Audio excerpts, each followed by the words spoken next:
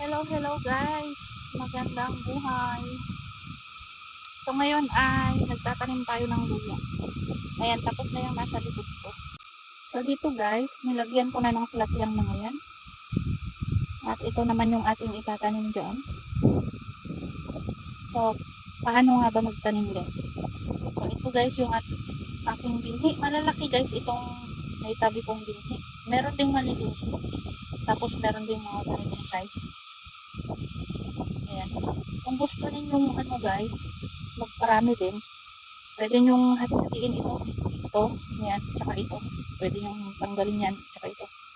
Pero ako kasi okay na yung ganyan. Ayan. Meron din mga ganito, at tsaka merong maliliit. Actually, hati-hati ko pa yan guys, ayan. Kasi malilaki masyado. Ito. Pwede yung ganito guys. Actually, kung kayo po ay magsisimula pa lang magparami ng luya, itong magandang pangbinhi, yung mga ganitong size. Katulad ng mga ganyan guys. Pero kapag tatapunan nyo dapat yan, kapag mga ganyang maliliit, dapat medyo manipis lang yung itatabon ninyong lupa para hindi mahirapan ang tumubo. So, isi-share ko sa inyo guys kung paano tanim ng luya. So, halimbawa, ito, kung ganitong kalaking size, ayan, ganyan, ang spacing niya. Tapos, pag mga ganitong maliliit, ganyan. Kapag ganito masyadong kaliliit, huwag nang paghihiwa-hiwala yun guys. Dapat mga ganyan lang. Ito, ang kagandahan kasi guys, kapag mga malalaki din yung binhi natin ay maraming uusbong dyan. Mga 3, 4, ganun. Compared kapag kanito, isa lang ang uusbong dyan. Pero kapag naalagaan ninyo yan guys, malaki din ang tubo niyan. Magiging malaki ang laman niya. So, ayan. At saka kung kayo guys ay magtatanim ng lupa para dumami yung luya ninyo. Ayan, halimbawa na lang ito. Dapat din yung maganda rin yung lupa na tataniman natin. Halimbawa nito kasi ito guys ay natin yan, pina-cultivate natin kaya buhaghag. Malambot na yung lupa. At saka dapat may sapat na supply din tayo ng tubig. Katulad niyan guys, oh. Ayan, tinanggal na kasi yung tubig. Actually, may rain burst dyan kanina. Sprinkler. Ayan. Kung kayo ay magtatanim guys ng luya, ay dapat April, May. Pero kung may supply naman kayo ng tubig, sapat na supply kayo ng tubig, pwede na kayo magtanim ng March. Actually guys, ngayon ay March, nagtatanim na kami. Inuumpisahan na namin magtanim ng luya. Dahil meron kami sapat na supply ng tubig. Pero kung kayo guys ay nagkukulang sa supply ng tubig, hintayin ninyong sa May na kayo magtanim guys. Kasi kapag naitanim na ninyo ng May yung luya, sakto na sa June. Mauulan na yan sa June. So, ganun lang guys. Para lumaki yung mga luya ninyo, itatanim ninyong luya, dapat buhaghag yung lupa na pagtataniman ninyo.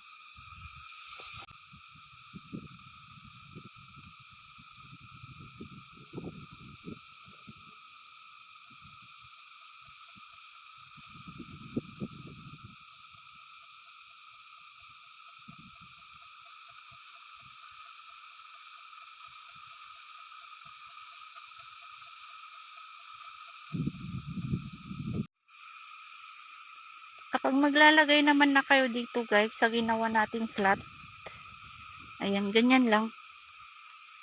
Ayan, malaki ito guys, oh. Halos isang dangkal. Pwede pang hatiin dito yan. Pero okay na yung ganyan. Ayan, meron din tayong maliit na nilagay. So, ganyan lang guys ang gagawin natin para lumaki yung luya. Kailangan hindi yan dikit-dikit. Ganyan. Ganyan yung spacing niya dapat.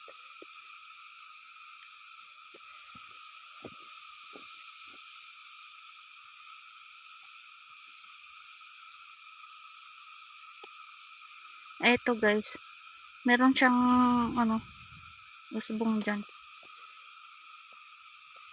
Maliit lang yan guys, pero malaki din pagka ano, tumubo yan. Ayan.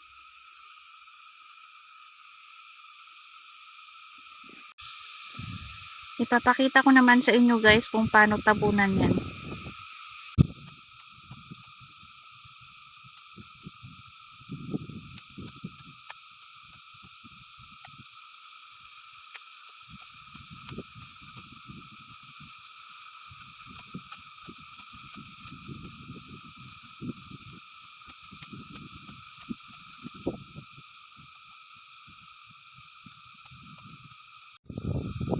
So, ganun lang guys. Kapag malalaki yung ilalagay nating binhi, medyo kapalan natin ng konti. Pero huwag naman yung masyadong makapal na makapal. Tapos kung yung maliliit, katamtaman lang din ang tatabon nating lupa. Ayun, so tapos na dito banda. Nataniman ko na ito nung kahapon. So, ayan. Diba guys, maganda yung tingin. Maganda yung pagka-flat. Pagkatanim natin. Ayan. Tapos dito ko nilagay yung aking binhi. So, nilalagyan ko lang ito guys. Yung basket natin. Tapos, inaakyat ko dyan. So, ito, nabawasan ko na to kanina. Ayan. Ito guys, may mga ganito tayong binhi. Tapos, ganyan. Ito guys, pwede nyong tanggalin ito. Tsaka dito. Ayan. Para, kung gusto ninyo magparami, ganun ang gawin ninyo. Pera-perasuhin ninyo. Katulad nito guys, pwedeng hatiin dito. Ayan. Pag tinanim mo yan, ganyan. Yung spacing niya. So, magiging dalawa yan.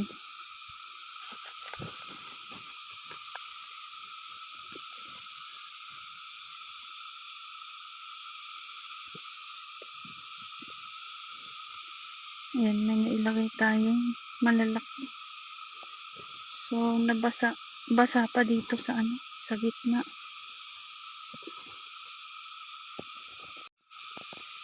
So, ayan, meron pa tayong ano dyan, 7 na sako. So, sakto na dun sa pagtataniman natin dyan. So, konti na lang yung hindi natin nataniman. Ito ay pang 8. So, bali, ang binhi ko lahat dito guys ay, yung naitabi ko ay 17 na sako. Tapos, meron pa ako dyan sa may loob ng bahay. Mga 3 sako siguro yun. Pero hindi na dito kakasya.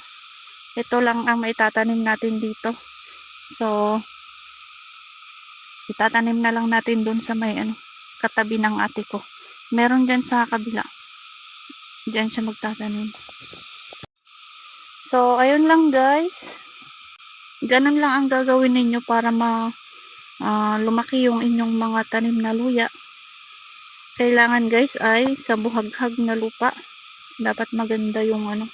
Tsaka syempre dapat mataba yung lupa na pagtataniman natin. Tsaka dapat yung maalagaan. At tsaka dapat hindi nabababad sa tubig. Kasi yun ang nagiging sanhi ng pagkabulok ng luya kapag yung masyadong babad sa tubig.